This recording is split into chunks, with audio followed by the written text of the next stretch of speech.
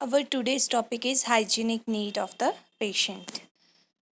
Hygiene is any practice or activity that you do to keep the things healthy or clean. So it include firstly definition of hygiene. The word hygiene refer to the science of health and its maintenance, prevention of disease and sanitary practices. Hygiene का मतलब क्या है? Health से related है and health को कैसे maintain किया जाता है, कैसे डिजीज़ को प्रिवेंट किया जाता है और all sanitary practices and it include environmental hygiene or personal hygiene. Firstly, environmental hygiene. Today public is very much aware of the environment and its effect on the health and comfort of human being. The healthcare setting is a unique environment. Normally जो environmental hygiene है वो हमने कहाँ की देखनी है, जहाँ पे पेशेंट एडमिटेड है ना, कि जो हॉस्पिटल एनवायरनमेंट है उसकी हाइजीन हमने मेंटेन करनी है. तो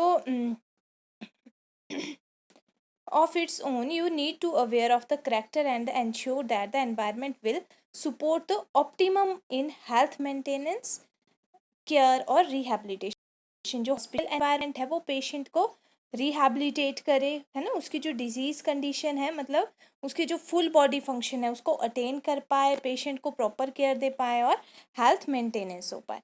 basically the environmental hygiene practices involve the following three area of the concern, mainly patient safety, environmental comfort and stimuli. कि जो हॉस्पिटल एनवायरनमेंट है that should be comfortable, free from noise, over crowding नहीं होनी चाहिए और infection control, है ना, patient को कोई हॉस्पिटल एक्वायर्ड इन्फेक्शन ना हो. After that the role of nurse in maintaining environmental hygiene, है ना, नर्सिस का क्या रोल है एनवायरमेंटल हाइजीन मेंटेन करने में. तो it is important that the nurse understand the effect of environment on the patient. अगर हॉस्पिटल का एनवायरनमेंट कैसा है, ओवर क्राउडेड है, पेशेंट एडमिटेड है, ठीक है, प्रॉपर हाइजीन नहीं है, इन्फेक्शन है, तो पेशेंट प्रॉपरली ट्रीट नहीं हो पाएगा, जल्दी क्योर नहीं हो पाएगा. तो हॉस्पिटल एनवायरनमेंट को मेंटेन करना बहुत ज़रूरी है, which is maintain by the nurses. Most person are more sensitive to excessive stimuli in the environment when they are ill, है ना. कुछ जो पर्सन होते हैं जब बीमार होते हैं, अगर थोड़ा सा भी environmental stimuli present हो, environmental stimuli इधर जैसे नॉइस है ना, तो वो बहुत जल्दी इरिटेट हो जाते हैं and often become irritable and unable to cooperate in their care because of this excessive, है ना, तो वो अपनी केयर में कॉपरेट भी नहीं कर पाएंगे. This is because their body is under stress due to their illness, है ना, क्योंकि उनको डिजीज़ की वजह से जो फियर है, स्ट्रेस है, उस वजह से वो पर्सन क्या है, जल्दी इरिटेट हो जाएगा. अगर उसको थोड़ा सा भी एनवायरमेंटल स्टिमुलाई है, अब जैसे रात को नॉइस हो रहा है ना, तो पर्सन को नींद नहीं आ पाएगी, इंसोम्निया होगा. तो नेक्स्ट डे पर्सन क्या है, थोड़ा इरिटेटेड रहेगा, ठीक है ना, तो अपनी केयर में ही वो कॉपरेट करेगा. तो it is important that the all nurses realise and respond to the vital important of the environment in the total management plan of each patient, है ना.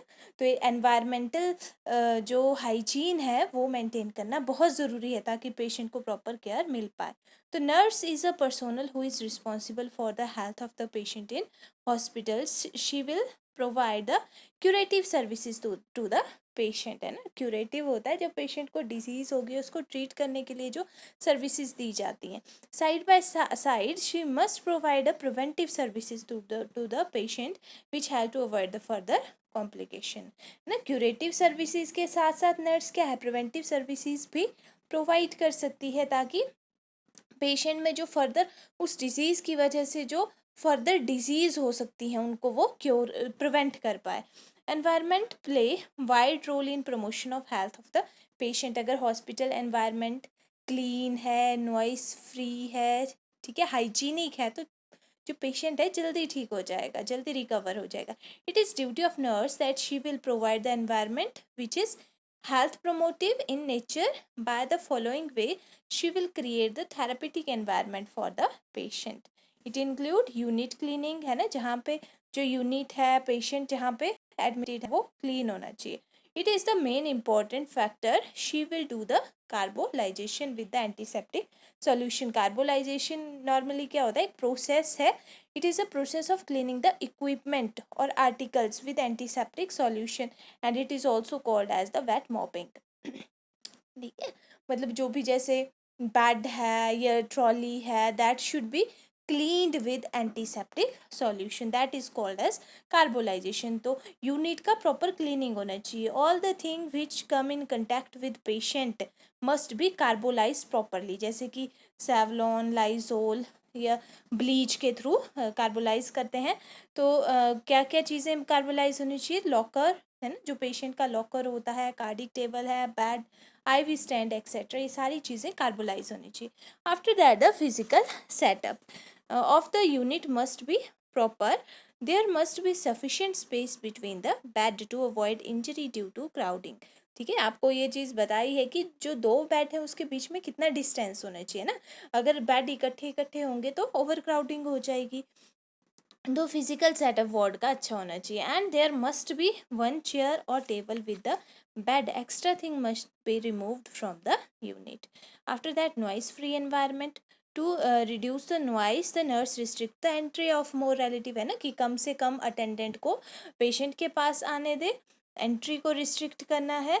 Because in the hospital the chances of cross infection are more, है ना. Hospital acquired infection या तो जो cross infection होता है, एक पर्सन से दूसरे पर्सन को जो इन्फेक्शन होगा, उसके चांसेस हॉस्पिटल में ज़्यादा है. तो जितना अटेंडेंट की एंट्री को अवॉइड करेंगे, रिस्ट्रिक्ट करेंगे, उतना ही इन्फेक्शन के चांसेस कम होंगे. So relative must be allowed according to the policies of the hospital. After that antiseptic technique, sorry aseptic technique. Aseptic का मतलब होता है फ्री फ्रॉम माइक्रो ऑर्गेनिज्म. तो यूज़ एसेप्टिक टेक्निक का यूज़ करना है if there is an infected patient. अगर कोई ऐसा पेशेंट है जिसको मतलब इन्फेक्शन हुआ है ना, कम्युनिकेबल इन्फेक्शन है, मतलब वो दूसरों को हो सकता है. ठीक है, वैसे पेशेंट को क्या करना है, आइसोलेट करके रखना है, अलग ही रखना है. Then it is the responsibility of the nurse to keep them in the isolated unit and treat them using aseptic technique. अब जैसे बर्न का पेशेंट है ना, जिसको जो जल गया है, पेशेंट बर्न है, तो उसको भी क्या अलग रखते हैं, क्योंकि अगर उसको अदर पेशेंट के साथ रखेंगे तो वैसे पेशेंट को, बर्न पेशेंट को जल्दी इन्फेक्शन हो जाएगा ना, कि उस पेशेंट को भी इन्फेक्शन ना हो और दूसरों को भी इन्फेक्शन ना हो. तो इसलिए पेशेंट को आइसोलेट करके रखना है. After discharge of the patient ask the sweeper to clean the room with antiseptic solution. After that next is fumigation. Fumigation क्या है, एक ऐसी प्रोसेस है, either you have studied it already in the microbiology. It is a process of gaseous sterilization, है ना. Gas के through जब sterilization किया जाता है to kill the microorganism. Normally जैसे for example formaldehyde can also be used. So it is a duty of the nurse that after some specific time period fumigation of each unit must be done. It helps to remove microorganism from environment. She must supervise the class 4 employee during their work. After that next is personal hygiene. तो personal मतलब अपनी अपनी hygiene maintain करनी है ना. अब जो person patient hospital में एडमिटेड है, उसने अपनी हाइजीन मेंटेन करनी है. Personal hygiene is the activity of self care including bathing, grooming. Grooming का मतलब होता है प्रॉपर ड्रेस्ड अप, है ना, कपड़े कैसे पहने हैं, कॉम्बिंग की है हेयर को, मतलब जो ड्रेसअप होता है, dressing sense. And care of skin, hair, nail, mouth, teeth, eyes, ear, nasal cavity, perineal or genital area. These include in the personal hygiene. Then the factor influencing personal hygiene practices. It include personal preferences. Each individual has his own desire and preferences.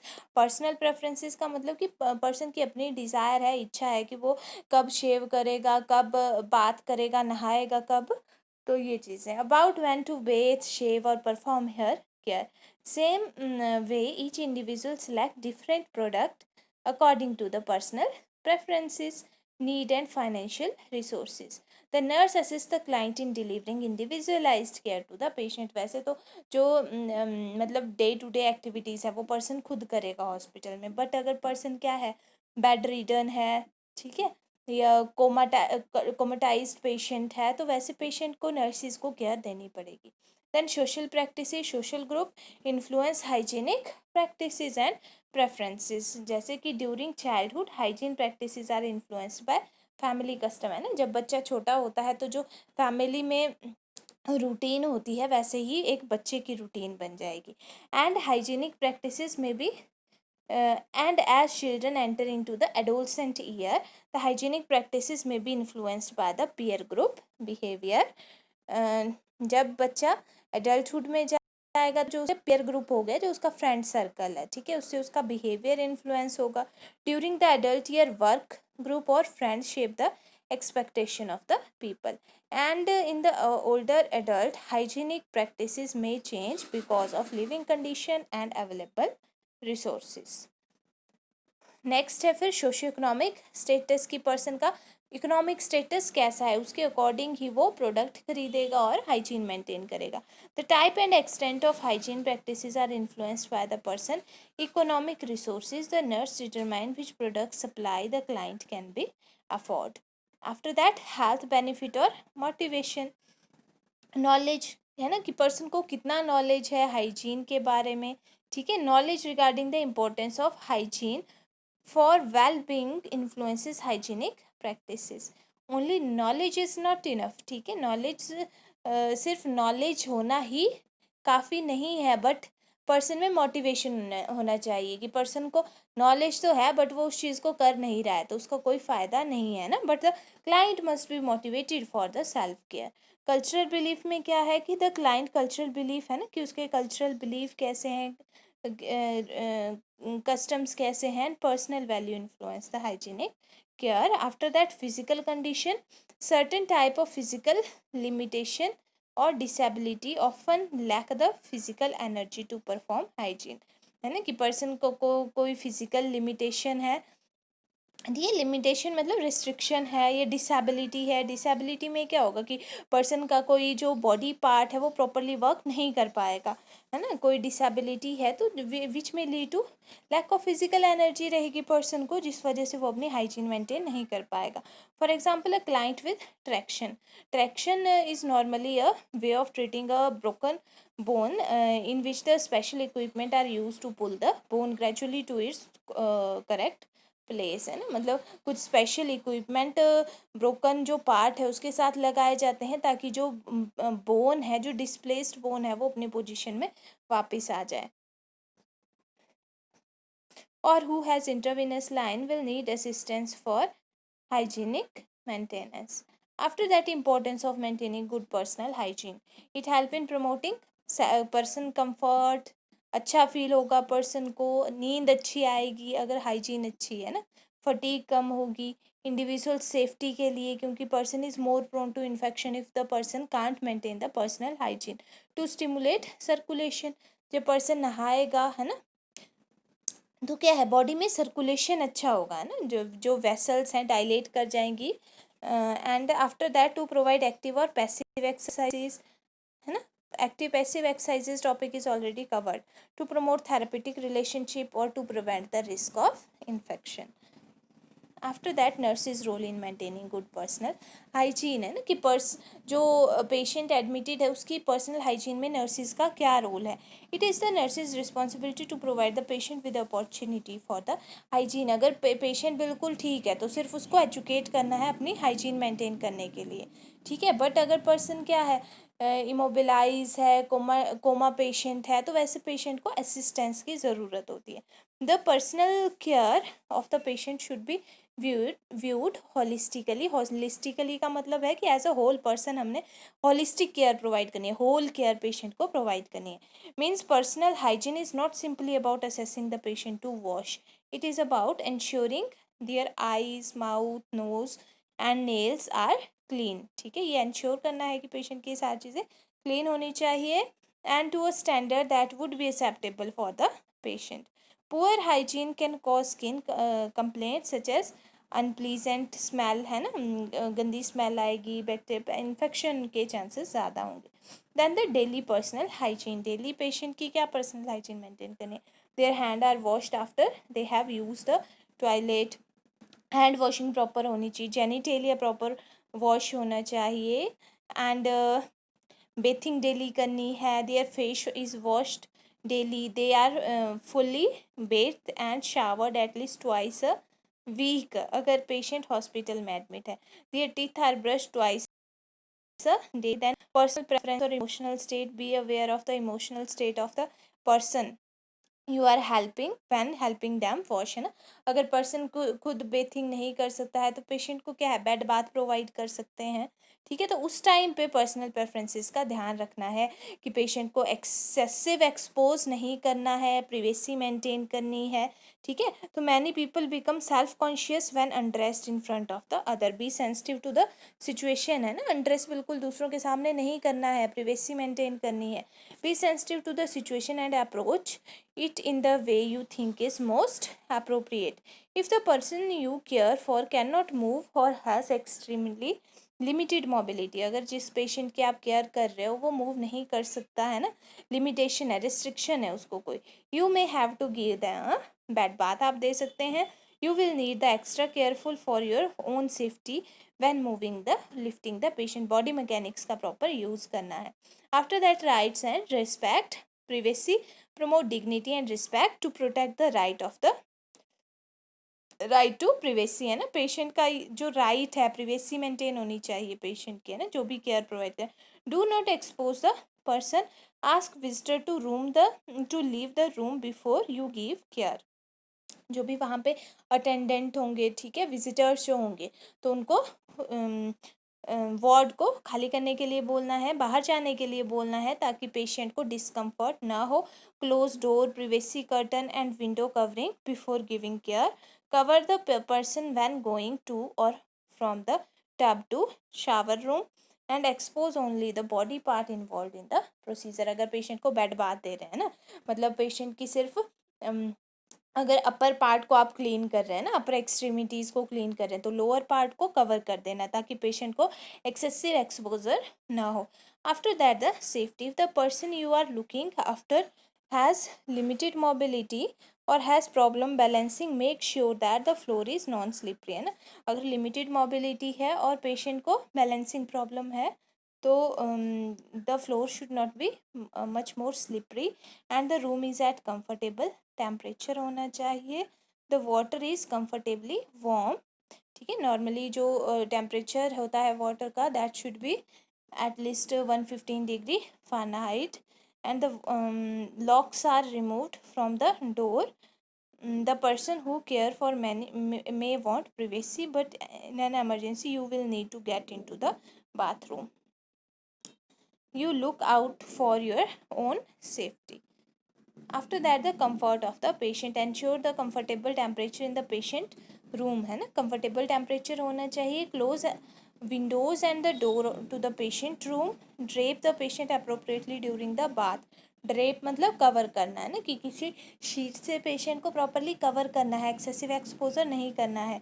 और for bed side bath, अगर bed bath दे रहे हैं patient के bed में ही उसको bath दे रहे हैं, स्पॉन्ज बाथ दे रहे हैं, maintain bath water between 110 Fahrenheit to 115 degree Fahrenheit, change the water as and और गेट सोपी, अगर जो पानी है वो ख़राब हो रहा है, सोपी हो गया तो उसको चेंज कर देना है, साफ़ पानी लेना है, फिर उससे बॉडी को क्लीन करना है। Then appropriate equipment, select equipment based on patient need and agency policy. This is all about the topic.